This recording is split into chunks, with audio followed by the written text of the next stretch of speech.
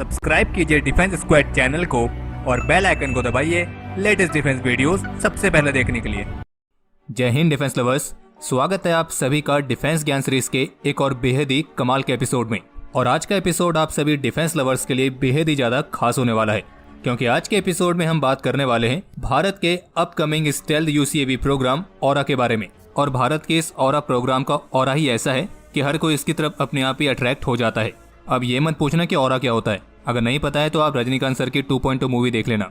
और बाकी आज के इस एपिसोड में हम आपको भारत के इस पहले स्टेल्थ यूसीएवी प्रोग्राम ऑरा के बारे में वो सभी जरूरी जानकारियां देने वाले हैं, जिनको जानने के बाद इस प्रोग्राम से रिलेटेड अगर आपको कोई भी कंफ्यूजन हो, कोई भी मतलब कोई भी, तो वो भी क्लियर हो जाएगी। और बाकी जो इस चैनल पर नए हैं तो उन्हें हम ये बताना चाहेंगे कि हम पहले भी भारत के अपकमिंग फाइटर प्रोग्राम जैसे कि तेजस MK2, AMCA और TDBF, इन पर भी डिटेल वीडियोस पहले बना चुके हैं, जिनका लिंक आपको इस वीडियो के डिस्क्रिप्शन में मिल जाएगा। तो चलिए शुरू करते हैं आज का ये futuristic episode. So without wasting any time, let's begin.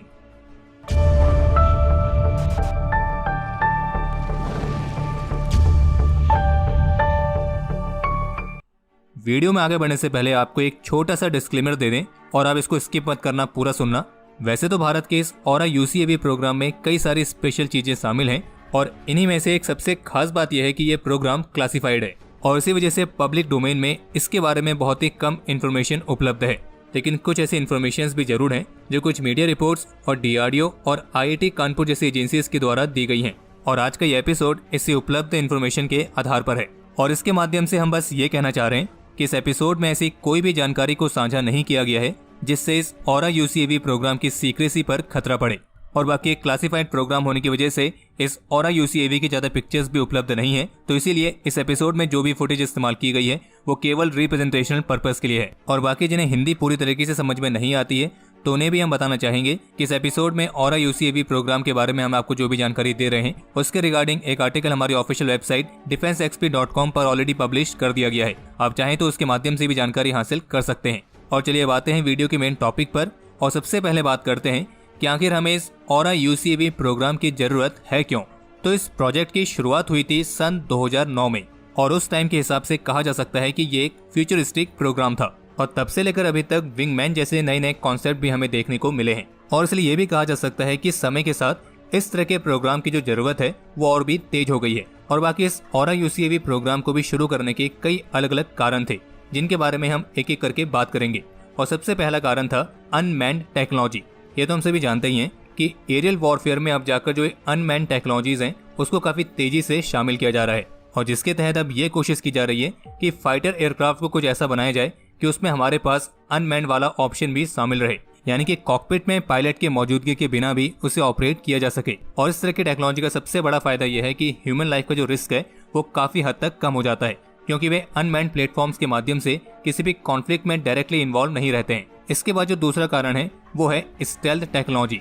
आज के समय में जो सर्विस में आर्म्ड ड्रोन्स मौजूद हैं उनमें से हर कोई स्टेल्थ टेक्नोलॉजी के साथ तो नहीं आता है, और इस टेक्नोलॉजी की कमी के चलते उन्हें सेल्फ डिफेंस के मामले में एक सीरियस लिमिटेशन का सामना करना पड़ता है, और वे दुश्मन के एयर डिफेंस सिस्टम के लिए बेहद ही आसान टारगेट होते हैं। माना कि ड्रोन्स के अंदर पायलट नहीं होता है, लेकिन इसका मतलब ये भी तो नहीं है कि अगर वो ड्रोन डिस्ट्रॉय हो जाता है तो हमें कोई नुकसान नहीं होगा, बल्कि आर्म्ड ड्रोन्स भी कोई सस्ती कीमत पे नहीं आते हैं, तो इसलिए इकोनॉमिकली तो आपको नुकसान झेलना पड़ेगा ही।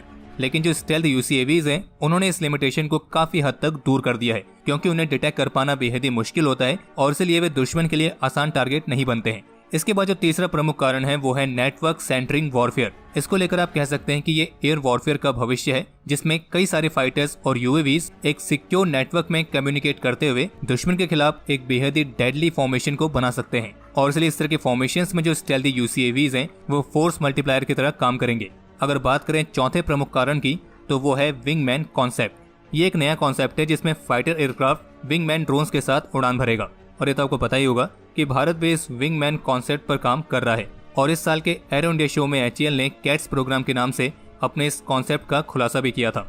और आपको हम ये बताना चाहेंगे कि भारत के इसी ऑरा प्रोग्राम का ही कॉम्पोनेंट जिसका नाम है स्विफ्ट, उसे भी विंगमैन की तरह ही विकसित किया जा रहा है।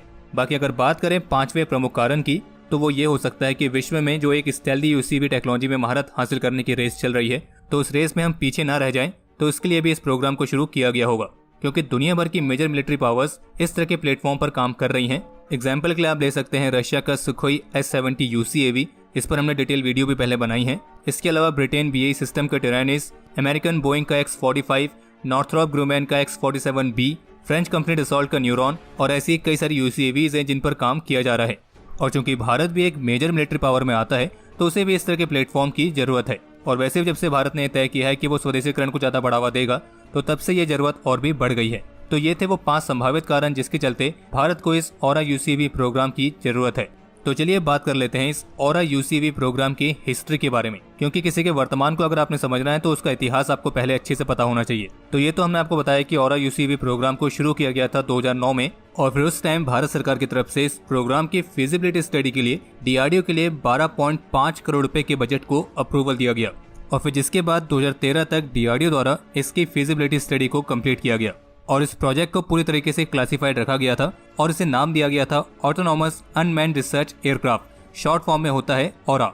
और फिर 2016 में जाकर इस प्रोजेक्ट को आगे बढ़ाने के लिए अंतिम मंजूरी दी गई और जिसके लिए 213 करोड़ रुपए का बजट पास किया गया। और ये फैसला हुआ कि इस प्रोजेक्ट पर 2 फेजेस में काम होगा। पहले फेज में इस UCAV का एक स्मॉल वर्जन तैयार किया जाना है जिसका नाम दिया गया है स्विफ्ट और इसकी फुल फॉर्म है stealth wing flying test bed. हालांकि शुरुआत में जो योजना बनाई गई थी उसके अनुसार जो ये स्विफ्ट है इसे केवल एक टेक्नोलॉजी डेमोन्स्ट्रेटर के तौर पर बनाया जाना था, लेकिन जो बाद में कुछ रिपोर्ट्स देखने को मिली है उनके आधार पर ऐसा लगता है कि अब इसे विंगमैन ड्रोन की तरह विकसित किया जा रहा है। और बाकी इस प्रोग्राम को जो फेज 2 है उसमें एक एक्चुअल UCAV तैयार किया जाएगा जिसका नाम होगा घातक। और अक्सर आप में से कई लोगों को इस बात को लेकर कंफ्यूजन भी होती होगी कि देखा जाए तो ये एक सिंगल UCAV प्रोग्राम है, तो इसके बावजूद भी इसके 3 अलग अलग नाम क्यों हैं। तो आपकी इसी कंफ्यूजन को हम क्लियर कर देते हैं कि जो ये ऑरा नाम है ये इस पूरे प्रोजेक्ट का एक ओरिजिनल नेम है। हालांकि कहा तो ये जा रहा है कि इसका ये नाम भी बदल दिया गया है, पर चूंकि ये एक क्लासिफाइड प्रोजेक्ट है तो वर्तमान समय में नाम बदलकर क्या रखा गया है इसका पता लगा पाना थोड़ा मुश्किल है।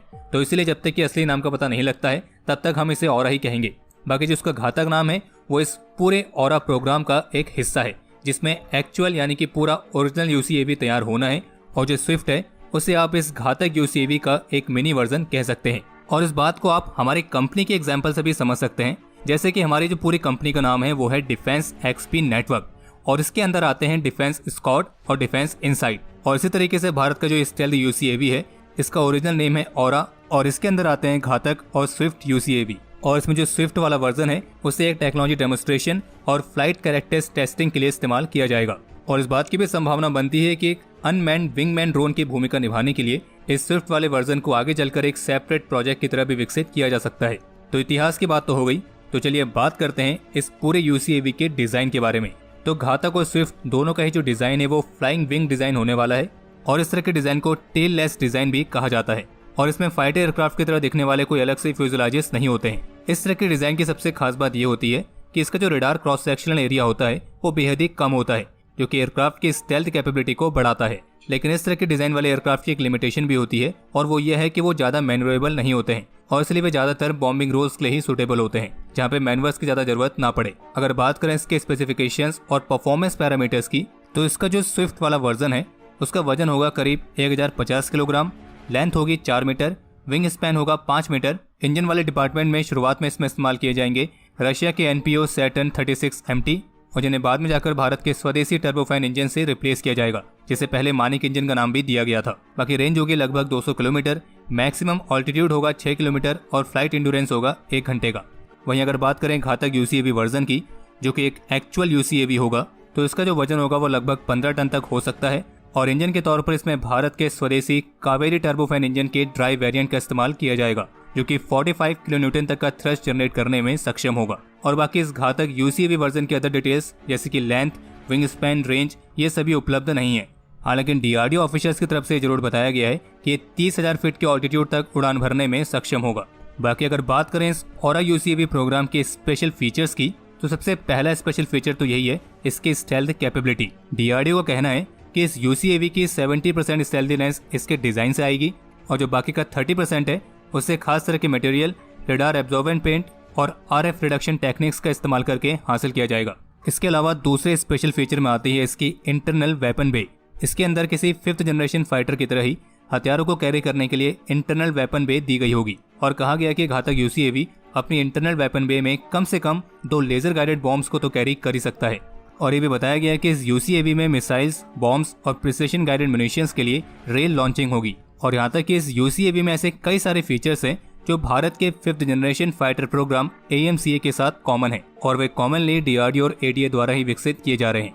तो चलिए अब आते हैं इस प्रोग्राम से जुड़े हुए सबसे महत्वपूर्ण सवाल पर कि अभी इसका करंट स्टेटस क्या है और इसकी एक्सपेक्टेड टाइमलाइन क्या रहने वाली है, यानी कि ये हमें कब तक देखने को मिलेगा। लेकिन इसका जवाब जानने से पहले अगर आपको यहाँ तक वीडियो पसंद आई है तो आपने इस वीडियो को स्पीड की लाइट से लाइक करना है और वीडियो को लाइक करते समय अपनी स्टेल्थ कैपेबिलिटी का इस्तेमाल ना करें, क्योंकि हमें आपके लाइक को देखना है कि वो दिखता कैसा है। और अब इसी नोट के साथ बात कर लेते हैं इसके करंट स्टेटस पर। तो 2018 में भारत सरकार ने इस ऑरा प्रोग्राम के लिए करीब 3000 करोड़ रुपए का बजट पास किया था। फिर जिसके बाद सन 2020 में एक रिपोर्ट देखने को मिली थी जिसमें यह बताया गया था कि बेंगलुरु के पास IISc के कोलैबोरेशन के साथ स्विफ्ट वाले वर्जन के एक स्मॉल प्रोटोटाइप का फ्लाइट टेस्ट किया गया है, जिसमें इसके सभी फ्लाइट कंट्रोल्स को टेस्ट किया गया था। और अब इस स्विफ्ट वाले वर्जन के पहले प्रोटोटाइप पर इस साल की शुरुआत से काम स्टार्ट किया गया है और इस पहले प्रोटोटाइप की जो विंड टनल टेस्टिंग है वो IIT कानपुर में की जा रही है और इसी साल जून के महीने में इसके लो स्पीड टैक्सी ट्रायल्स को भी स्टार्ट किया गया है। और जबकि कुछ रिपोर्ट्स में ये भी बताया गया है कि इसके लो स्पीड टैक्सी ट्रायल्स और हाई स्पीड टैक्सी ट्रायल्स ये पिछले महीने कंप्लीट हो चुके हैं। और इसलिए अगर इन सभी रिपोर्ट्स के आधार पर देखा जाए तो इस स्विफ्ट वाले वर्जन की जो पहली फ्लाइट है वो हमें इस साल के अंत तक देखने को मिल सकती है। लेकिन इसके सभी ट्रायल्स को पूरा होने में करीब 1 से 1.5 साल का समय और लगेगा। वहीं अगर बात करें घातक UCAV की तो इसके 1:1 वाले मॉडल को हैदराबाद बेस्ड प्राइवेट कंपनी द्वारा बनाया गया है और अभी वर्तमान समय में DRDO की Hyderabad based RCS testing facility इसकी RCS यानी कि रडार क्रॉस सेक्शनल को टेस्ट कर रही है।